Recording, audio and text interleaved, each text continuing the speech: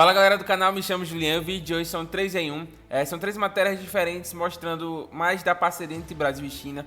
Então já deixe seu like, inscreva-se no nosso canal para ajudar na divulgação e valeu! This year marks the 50th anniversary of the establishment of diplomatic ties between China and Brazil.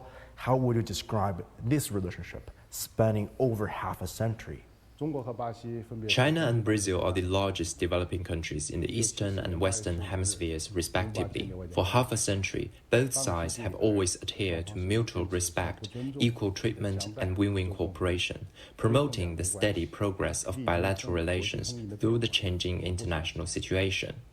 China has been Brazil's largest trading partner for 15 consecutive years, and Brazil is China's largest trading partner in Latin America, with annual exports to China exceeding $100 billion. China is an important source of investment for Brazil.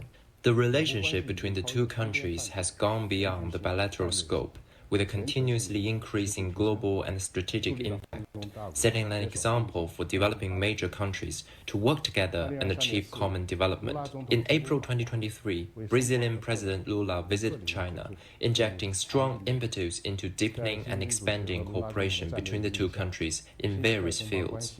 The two sides will comprehensively deepen exchanges and cooperation in the direction pointed out by the two heads of state to improve livelihood for people from both countries and keep China-Brazil relations at the forefront of the times. As you have mentioned, we can definitely see this rising cooperation in trade and economic ties and new areas for cooperations. And what activities are being launched this year by the embassy to celebrate China and Brazil ties? And how can these activities reflect these new emerging areas for cooperation between China and Brazil? To celebrate the 15th anniversary of diplomatic ties between China and Brazil, we launched many activities, including a drawing competition from Brazilian youth. We received a large amount of submissions, and I have one of them that I'd like to show you. This painting is full of creativity, and the inspiration for the space cooperation depicted in it should come from the China-Brazil Earth Resources Satellite Corporation. This project was launched as early as in the 1980s, and the two sides have jointly developed and successfully launched Earth resource satellites, providing valuable data for protecting the Amazon rainforest, preventing natural disasters, and addressing climate change. It is known as a model of South-South cooperation in the high-tech field.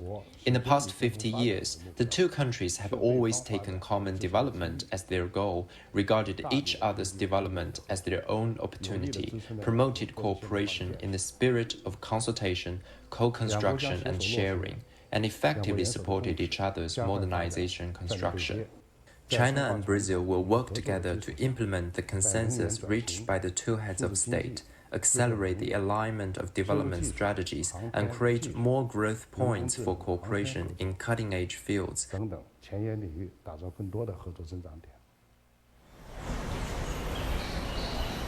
32-year-old Felipe Souza no longer needs to stop at gas stations.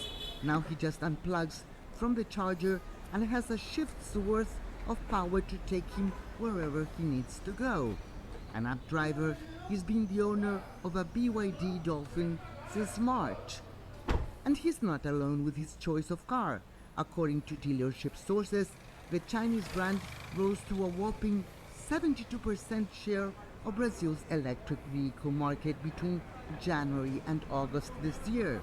Felipe says it was the fuel savings that sealed the deal for him.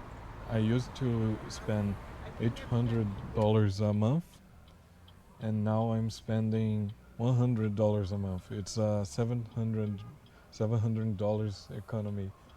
I have now. I work for me now. I don't work for my car and to just pay for the gas. And where he was struggling with his old gas-powered car, taking passengers is once again a viable way to earn a living for Felipe, especially while he studies for a computer science degree and needs to be helping at home. Married to Renata and the father of 7-month-old Enrique, Felipe says he finds China's economic growth to be extraordinary. especially after living in Hong Kong with his pilot father. When I was a child, everything was American. Chinese was a symbol of poor quality. And after I came back from Hong Kong, the Chinese are the symbol of top quality. They have really good cars. They dominate the market for electric cars, and they really love my car.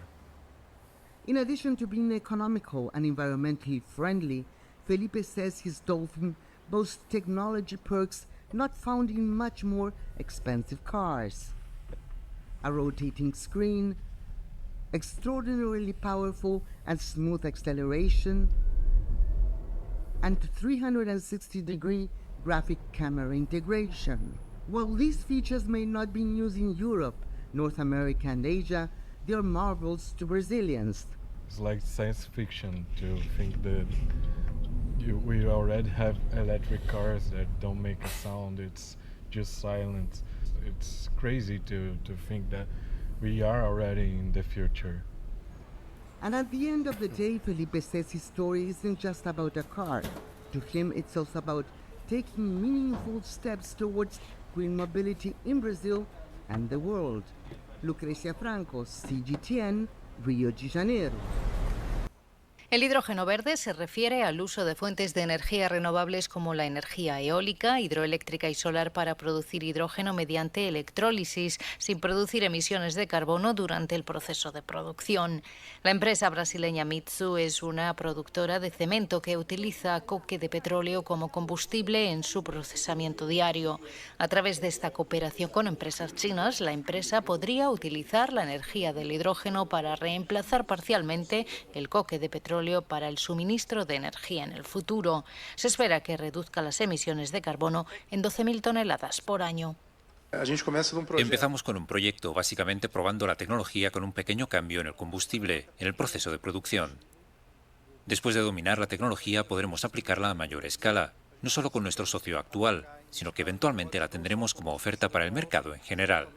En julio de 2023, la Agencia Nacional de Energía Eléctrica de Brasil incluyó el hidrógeno verde como uno de los 8 temas estratégicos a futuro en la nueva normativa para proyectos tecnológicos. Este proyecto de tecnología de estación de producción de hidrógeno verde de cadena completa de 1 megavatio es una práctica importante para que China y Brasil unan fuerzas y promuevan activamente la transformación de la energía verde. El plan es construir un proyecto de producción de hidrógeno verde de cadena completa de 1 megavatio que incluirá la producción, almacenamiento, transporte y aplicación de energía de hidrógeno. Ayudará a los socios a lograr la conservación de energía y la reducción de emisiones, y llevará a cabo investigaciones sobre tecnologías clave de acoplamiento entre el hidrógeno y la electricidad. Río Grande do Norte está ubicado en el noreste de Brasil y cuenta con abundantes recursos eólicos y solares. Estas energías renovables brindan condiciones favorables para la producción de hidrógeno verde. Tenemos un potencial extraordinario en nuestro estado y en nuestra región para generar hidrógeno verde. El hidrógeno verde puede y debe ser la clave para descarbonizar nuestra economía y afrontar los desafíos climáticos. Então, tirando esse lado mais de propaganda do vídeo, que eu já não sei se compactou muito, apesar de saber que eles estão no direito deles, até para passar uma imagem positiva das relações entre Brasil e China. Mas tirando esse lado da propaganda do mundo maravilhoso, é bastante interessante como as relações entre Brasil e China, elas estão inseridas nas mais diferentes áreas possíveis e que elas realmente impactam o nosso dia a dia. Tanto no quesito energético, transporte e nas mais diferentes áreas que nós nem fazemos ideia. E a tendência é só crescer cada vez mais, até porque a China, querendo ou não, está tomando uma posição ainda mais relevante no mercado mundial.